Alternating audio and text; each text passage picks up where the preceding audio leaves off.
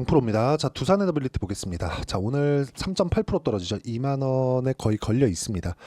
일단 두산그룹의 인수합병에 대한 문제, 그런 부분이라고 생각을 하시는 분들도 있고, 재료가 나왔기 때문에 재료 소멸이다 이렇게 생각하시는 분들도 있을 것 같습니다. 근데 제가 명확하게 말씀을 드리지만 주식시장은 앞으로 좋아질 만한 내용을 선반영합니다. 무슨 얘기냐? 체코 관련된 내용은 주가에 어느 정도 반영이 되어 있었다고 해석을 하는 게 맞습니다. 저 같은 경우에도 정확하게 25,000원에 이렇게 정확하게 매도한 건 아니에요. 어저께 일단 매도를 하기는 했습니다. 제가 왜 매도를 했는지, 그리고 앞으로 주가가 어떤 움직임을 나타낼 수 있는지 그 부분에 대해서 이야기를 드릴 건데, 가장 중요하게 보셔야 될 내용은 주식시장은 가격이 먼저 선반영한다. 요 세 가지입니다. 요 내용만 기억하고 있더라도 당장에 내가 수익을 못 볼 수 있어요. 그런데 내가 중요하게 생각해야 되는, 내 계좌가 꾸준하게 우상향할 수 있는 그런 상황을 만들어낼 수 있습니다. 그러기 위해서는 가격 기준에서 봐야 됩니다. 자, 그럼 제가 일단 어떻게 매매를 했는지 그 내용부터 보여드리도록 하겠습니다. 두산 에너빌리티, 자, 내용 보면 어저께 제가 매도한 가격은 21,500원 정도 됩니다. 21,450원에 찍혀 있고 수익은 4% 정도밖에 못 봤어요. 어저께 고저차가 상당히 많이 나왔기 때문에 보통 한 23,000원, 4,000원 정도에는 매도가 됐어야 되는데, 저 같은 경우에도 기대한 바가 있었기 때문에 약간 좀 매도가 늦었어요. 그런 부분이 아쉽지만 어쨌든 그쵸, 실수가 나왔는데도 불구하고 수익 구간을 만들어냈다는 점, 이게 중요하고, 이런 상황을 만들기 위해서는 올라가는 구간에 공략했었다는 게 중요합니다. 전 개인적으로 그렇게 생각합니다. 체코 관련된 내용이 앞으로도 호재거리로 작용을 할 거예요. 그런데 더 중요한 점, 지금 원전이 왜 부각받고 있느냐, 한 가지 내용이에요. 무탄소 그리고 친환경, 같은 내용이죠. 그리고 요 세 가지입니다. 요 세 가지 조건이 아직까지 깨진 게 없어요. 그리고 이제 체코 관련된 내용이 긍정적인 결과로 나왔죠. 앞으로 추가적으로 호재거리들이 계속 발생을 할 겁니다. 왜? 이 때문에 그렇습니다. 그쵸?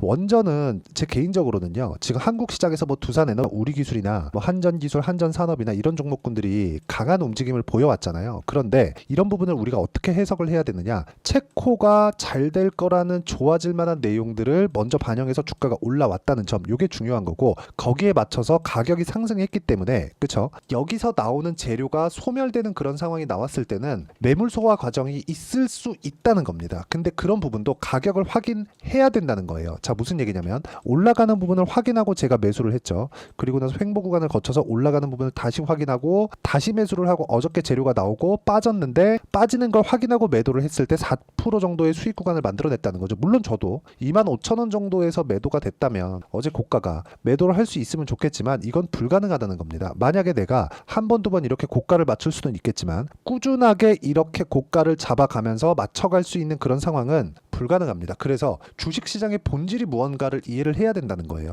체코 관련된 내용이 잘 풀릴 것 같다. 그랬을 때는 가격이 올라가는 상황이 나오는 걸 먼저 확인하고 난 이후에 확신을 가지고 매매를 하라는 겁니다. 그랬을 때 이런 식으로 여러 번 매매를 하면서 내가 물량을 늘려갈 수 있다는 거예요. 그리고 이 내용에 대한 부분을 제가 여기 소통방에서 공유를 해드리고 있습니다. 여기 보면 DI나 그런 종목군들도 있는데 정확하게 타점을 보라는 겁니다. DI 한번 볼게요. 자, 매수매도 어떻죠? 25%, 14% 밑으로 내려보면 계속해서 수익이죠. 26%, 22%, 18% 이렇게 수익을 내고 있는데, 이렇게 수익을 내는 과정에서 제가 싸게 살라고 노력한 흔적이 전혀 없죠. 올라가는 구간에서 매매를 했을 때 이런 정도의 상황을 만들 수 있습니다. 원전 같은 경우에도 마찬가지입니다. 한전기술도 그렇고, 한전기술 자, 어때요? 두산에너빌리티 쪽으로 자금이 많이 들어갔기 때문에 한전기술로 제가 분산 투자를 한 거고, 그리고 1박 2일 동안 7% 정도의 수익 구간을 만들고 매도를 했죠.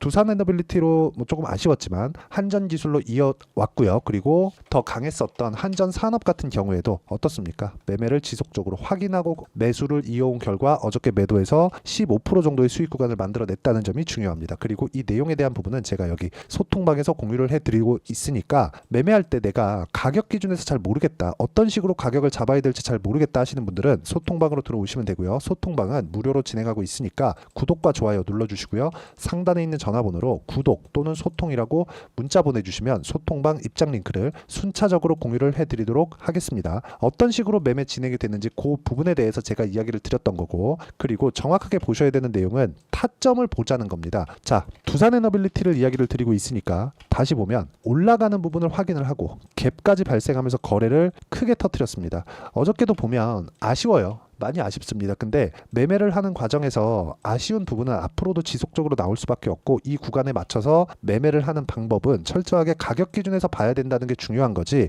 우리가 어떤 식으로 판단할지에 대한 내용 자체가 요런 기사에 맞춰서 움직이는 게 아니라는 겁니다. 자, 내용 보세요. 체코 원전 호재, 두산 에너빌리티 주가도 훈풍 불가. 오늘 나온 기사예요. 어저께 이미 고가부터 충분히 빠졌는데도 불구하고 재료는 또는 호재는 이슈는 뒷북을 칠 수밖에 없다는 거죠. 재료에 맞춰서 주가가 올라가는 게 아니라 주가가 올라가면 재료가 나온다는 점을 이해를 하셔야 됩니다. 물론 저도 기대감이 있었기 때문에 어저께 23,000원이나 24,000원 정도에는 매도가 나왔어야 정상입니다. 그쪽 구간에서 1시간 가까이 등락을 보였기 때문에 그렇습니다. 그런데 어떻습니까? 그쵸? 21,500원. 이런 부분은 어쩔 수 없다는 거죠. 그쵸? 기대감을 가지고 있었을 때는 내가 추가적으로 보유를 할 수 있겠지만, 그 기대감이 녹아드는 과정에서 손실 구간으로 접어들면 안 되고, 손절을 하는 과정이 있을 수 있지만 그 손절에 대한 부분도 철저하게 내가 보유 기간을 줄이는 관점으로 가야지, 무언가 추가적으로 이제 반등이 나올 거야 이런 관점을 아예 갖지 말라는 겁니다. 자, 그런데 제가 원전을 지속적으로 보고 있는 이유는 뭡니까? 원전 말고는 대안이 없기 때문에 그렇습니다. 자,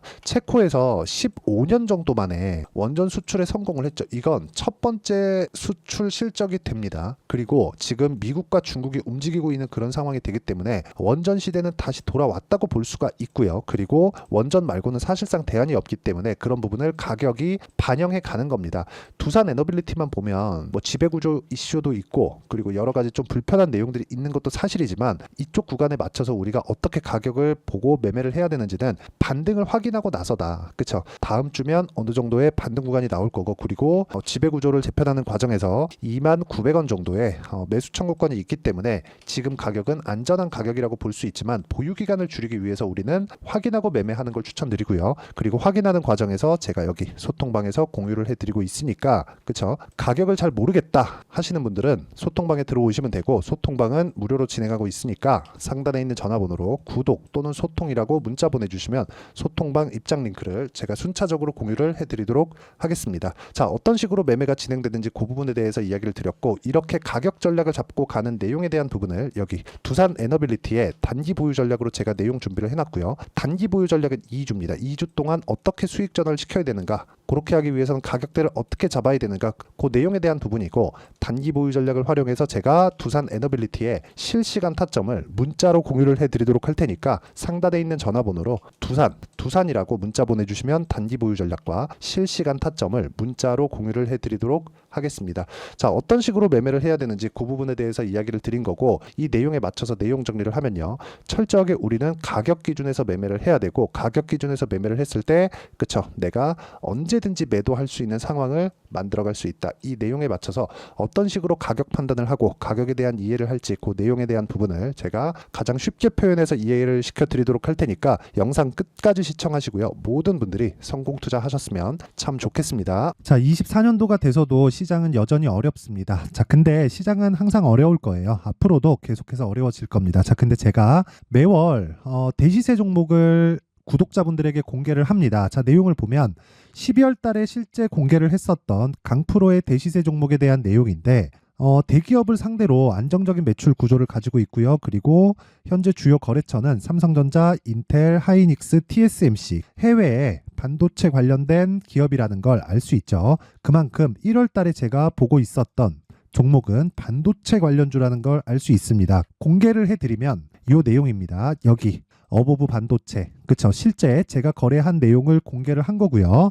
수익에 대한 크기를 보면 공략한 시점, 제가 가격대를 함께 공개를 해드렸는데 공략한 시점부터 21%의 수익 마감이 된 것을 확인해 볼 수가 있습니다. 자, 근데 지금도 마찬가지입니다. 지금은 어떤 이슈가 있을까요? 2월 달에 발표한다는 기업 밸류업 프로그램이 있죠. 근데 그걸로 인해서 지금 2월 달에 발표한다고 이야기가 나온 상황이고요. 무엇보다 우리가 생각해야 될 내용은 한 가지입니다. 어떤 이슈나 그리고 어떤 상승할 수 있는 내용으로 인해서 주가가 올라가는 것은 맞죠. 하지만 가격이 먼저 반영한다는 걸 반드시 알고 있어야 되고, 그런 내용에 대한 파악이 되었을 때, 그쵸? 여기 어보브 반도체처럼 21%, 그쵸? 대략 3에서 4일 동안 20% 이상의 수익을 먹을 수 있고요. 그리고 여기 HLB 같은 종목처럼 대략 일주일이 채 되지 않는 기간 동안 30%의 수익을 낼 수 있습니다. 자, 그러면 답은 나왔어요. 재료에 대한 부분보다 중요한 게 가격이다. 자, 근데 지금 시장에 쏠려 있는 게 뭐죠? 2월 달에 발표하는 기업 밸류업 프로그램에 대한 내용이죠. 자, 그러면 우리가 이쪽에다가 지금 집중을 해야 될까요? 그 내용을 한번 보겠습니다. 기아차의 차트를 보면요. 1월 24일 날 정부단에서 입김을 불어넣은 이후에 시세가 강하게 발생한 것처럼 보이지만 애초에 12월 달부터 신고가를 달성했다는 걸 확인할 수 있습니다. 자, 그러면 우리가 스케줄을 따져봤을 때 우리가 어디를 봐야 될까요? 4월 달 총선을 봐야 됩니다. 드디어 때가 온 거죠. 4월 달 총선이 끝나면 그 뒤엔 뭐가 있죠? 대선 전국으로 들어갑니다. 그러면 우리는 4월 달 총선부터 시작해서 대선까지 이어질 수 있는 종목을 찾는 게 정말 중요합니다. 그게 정부 정책의 방향과 그리고 스케줄에 맞춰서 가는 거예요. 정치적인 상황에 따라서 주가가 움직이는 걸 우리는 수도 없이 많이 봐왔기 때문에 스케줄에 맞춰서 가는 게 지금으로서는 답이 될 수 있습니다. 그리고 무엇보다 어느 정도의 시세를 내는지 그 첫 번째 단계인 상황을 그쵸 제가 12월 달 밝혀드렸었던 대시세 종목으로 이미 공개를 해드렸기 때문에 그쵸 어떻게 제가 매매를 했는지까지 다 보여드렸습니다. HLB처럼 그쵸 31.9% 걸린 시간은 4일밖에 되지 않죠. 이 종목을 제가 가격과 그리고 어떤 종목인지를 애초에 12월 달부터 공개를 한 겁니다. 자, 그러면 지금도 마찬가지예요. 앞서서 제가 말씀드렸었던 23년도에 했었던 여러 가지 종목들이 있죠. 한미반도체 같은 종목들도 여기 소통방에서 모두 공개를 해서 실제로 10,000원부터 60,000원까지 상승한 내역이 있고요. 왜 공략을 했는지를 제가 다 공개를 해드렸습니다. 근데 지금도 마찬가지라는 거죠. 정부 정책의 방향에 맞춰서 또는 선거 스케줄에 맞춰서 매매를 이어가야 될 때가 됐고요. 제가 총선 관련된 큰 시세가 나올 수 있는 대시세 종목을 준비를 해놨습니다. 길게 말씀드리지 않겠습니다. 모든 종목들은 신고가를 달성하면서 대시세 준비를 하게 되고요. 신고가를 공략했을 때 내가 시장에 주도주를 잡을 수 있는데 지금은 총선에 집중하는 게 맞다. 그래서 총선 관련된 그리고 대선까지 이어질 수 있는 종목을 준비를 해놨는데 지금부터 준비를 하셔야 나중에 고가에 올라가서도 꾸준하게 매매를 이어갈 수 있습니다. 자꾸 막 손절하고 매매하는 과정에서 너무 어렵다 하시는 분들은요. 이 종목 딱 받아가서 큰 수익 내셨으면 좋겠고요. 이 종목은 상단에 있는 전화번호로 대시세라고 문자를 보내주시는 분들에 한해서만 제가 총선 그리고 대선까지 이어질 수 있는 종목을 공개해 드리도록 할 테니까 상단에 있는 전화번호로 대시세라고 문자를 보내주시고요. 그리고 구독과 좋아요 꼭 좀 부탁드리겠습니다. 시장은 정말 어렵습니다. 자, 그래서 모든 분들이 성공 투자하셨으면 좋겠고요. 기본적으로 가격에 대한 파악을 하면서 큰 수익을 내셨으면 좋겠습니다.